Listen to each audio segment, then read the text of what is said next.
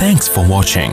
Don't forget to like, comment, share and subscribe to Mufti Tariq Masood, famous scholar. بھائی یہ جو عید کی نماز ہے نا، اس کے بارے میں لوگ بہت پوچھ رہے ہیں کہ اگر گورنمنٹ کی طرف سے مسجدوں میں کراؤڈ پر پابندی ہو تو کیا ہم اخپل طریقے سے گھر میں عید کی نماز پڑھ سکتے ہیں؟ گھروں میں عید کی نماز جائز نہیں ہے، نہ جمعہ جائز ہے نہ عید کی نماز جائز ہے، کیونکہ جمعہ اور عید کی نماز کے لیے بیسک شرط جو فقہا بیان کرتے ہیں وہ ہے اذن عام، کھلی اجازت ہو. آپ گھر میں اگر جمعہ پڑھیں دروازہ کھول دیں، سب کو آنے کی اجازت ہے. اور لوگ کہتے ہیں اس کی دلیل کیا ہے؟ بھائی اس کی دلیل یہ کہ جمعہ اور عید یہ شاعر اسلام میں سے ہے، یہ بند کمروں میں نہیں ہوتا. اس سے جمعے اور عید کی ویلیو ختم ہو جاتی ہے. جیسے نبی صلی اللہ علیہ وسلم کے دور میں گاؤں میں کبھی جمعہ نہیں ہوا. مدینہ کے ارد گرد کے جو گاؤں کے لوگ تھے وہ جمعہ آ کے پڑھتے تھے کہاں؟ مدینہ میں. گاؤں میں نہیں قائم کیا کیونکہ یہ شاعر اسلام میں سے ہے نا. تو اب یہ کیسی اجازت ہے کہ نبی کے دور میں گاؤں کے لوگ شہر میں آ کے پڑھ رہے ہیں اور یہاں شہر کے لوگ اپنے اپنے گھروں میں بند ہو کے پڑھ رہے ہیں؟ تو ہماری رائے یہی ہے، اور حضرت مفتی تقی عثمانی صاحب کا بھی اسی پہ فتویٰ ہے کہ ان لاک ڈاؤن کے حالات میں گھروں میں آپ ظہر پڑھیں گے، جمعے کی نماز نہیں پڑھیں گے، نہ عید کی نماز پڑھیں گے. عید کی نماز وہاں پڑھ سکتے ہیں کہ جہاں پھر لوگوں کو کھلے عام اجازت دے دیں. تو اگر کسی فیکٹری میں یا کسی ایسی جگہ پہ سب کو آپ نے اجازت دے دی بھائی یہاں آئے، تو وہ پڑھیں، پھر اجازت ہے. تو یہی رائے ہے. اس کے خلاف جو قول ہے ہماری نظر میں وہ ضعیف ہے. بعض لوگوں نے کہا کہ کسی عذر سے اگر لوگوں کو روک دیں تو پھر مجبوری ہے. ابھی ہم جو گھر کا دروازہ بند کر رہے ہیں وہ تو عذر سے. تو بھائی یہ جو فقہا نے کہا ہے نا کہ اذن عام کہ کھلی اجازت ہونی چاہیے، تو کھلی اجازت ختم تو جب ہی ہوگی نا جب کوئی عذر ہوگا. بلا عذر کون لوگوں کو نماز سے روکے گا؟ تو فقہا کا مطلب یہی ہے کہ عذر ہو یا نہ ہو آپ نے لوگوں کو اجازت دینی ہے. یہ جمعے اور عیدین کی شرائط میں سے ہے. تو مسلم ملک کنٹری ہو یا غیر مسلم کنٹری، وہاں پر اس بات کا اہتمام کریں کہ عید کی اگر آپ کو اجازت ملتی ہے تو پھر تو ٹھیک ہے، نہیں ملتی ہے تو گھروں میں پھر عید کی نماز نہیں ہوگی، نہ خطبہ ہوگا. اپنے کوئی نوافل پڑھنا چاہے تو پڑھ سکتا ہے، وہ عید نہیں کہلائے گا. اور کیونکہ ایک شرعی عذر ہے تو وہ اللہ معاف کرنے والا ہے، اور کیا ہے. باقی مسجدوں میں گورنمنٹ نے اگر اجازت دی ہے، بعض لوگ یہ اشکال کرتے ہیں کہ مسجد میں بھی تو ابھی جمعہ جو ہوتا رہا ہے اس میں کھلے عام اجازت نہیں ہے، وہ تو ایک پابندی ہے کہ اتنے لوگ آئیں گے، اس سے زیادہ نہیں آئیں گے. تو کیونکہ گورنمنٹ کا جب کوئی حکم آتا ہے نا تو شریعت پھر یہ کہتی ہے کہ جو اجتہادی اختلافات ہوتے ہیں حکومت کے آرڈر کے آگے وہ منسوخ ہو جاتے ہیں، یعنی منسوخ کی طرح ہو جاتے ہیں. منسوخ تو نہیں کہہ سکتے یہاں پہ، یعنی وہ کالعدم ہوتے ہیں. تو گورنمنٹ نے چونکہ مسجد میں نماز پڑھنے کی اجازت دی ہے تو اگر اس میں اذن عام نہ بھی ہو تو حکومت کی پرمیشن کی وجہ سے وہ کیا ہو جائے گی؟ جائز ہو جائے گی. اس پہ تمام فقہا کا اتفاق ہے کہ اس طرح کی جتنی بھی شرطیں ہوتی ہیں وہ حکومت کے فیصلے کی وجہ سے کیا ہو جاتی ہیں؟ کالعدم. جیسے چاند کا مسئلہ ہے نا، چاند کا مسئلہ سعودی عرب میں کچھ اور ہے، ہمارے ہاں ان کا سسٹم ہی الگ ہے، ہمارا سسٹم بھی الگ ہے. ہم اس سسٹم کو نہیں مانتے، لیکن سعودی عرب میں جب ہم جائیں گے تو وہاں کی گورنمنٹ ہمارے سسٹم کے حساب سے فیصلہ نہیں کرتی، وہ اخپل طریقے سے کرتی ہے. تو جیسے بھی کرتی ہے لیکن سعودی حکومت میں وہ کیا ہو جائے گا؟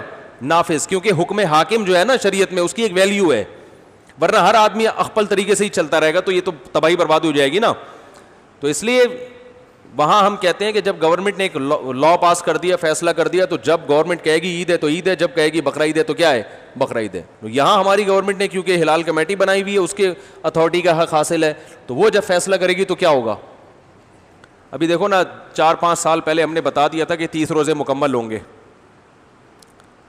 5-6 سال پرانی بات ہے، بلکہ اس سے بھی زیادہ. فلکیات والے کہہ رہے تھے چاند کہیں بھی نظر نہیں آئے گا، 30 روزے پکے ڈھکے. تو ہلال کمیٹی نے اعلان بھی نہیں کیا کہ کل عید ہے، اور 30 روزے ہو گئے، تراویح بھی ہو گئی. ہماری مسجد میں بیان شروع ہو گیا، ایک دم رات کو 10:30 بجے اطلاع آئی کہ کل کیا ہے؟ عید ہے. ہلال کمیٹی نے اپنا فیصلہ واپس لے لیا. اب ہمارا میٹر تو گھوما تھا کہ چاند کہیں دور دور کا بھی نام و نشان نہیں، پتہ نہیں ان کو نظر کہاں سے آ گیا. لیکن بہرحال ہم نے بھی کیا کیا ہے؟ عید منائی ہے. کیونکہ اب اپنی رائے میں مسلط کروں گا، بھائی میں اس فیصلے کو نہیں مانتا، ہمارے جامع رشید بھی نہیں مانتا. تو بھائی جامع رشید کوئی گورنمنٹ تھوڑی ہے. تو گورنمنٹ کی طرف سے جو کمیٹی ہے، ہلال کمیٹی اتھارٹی، حکومت کی طرف سے اس کو حاصل ہے.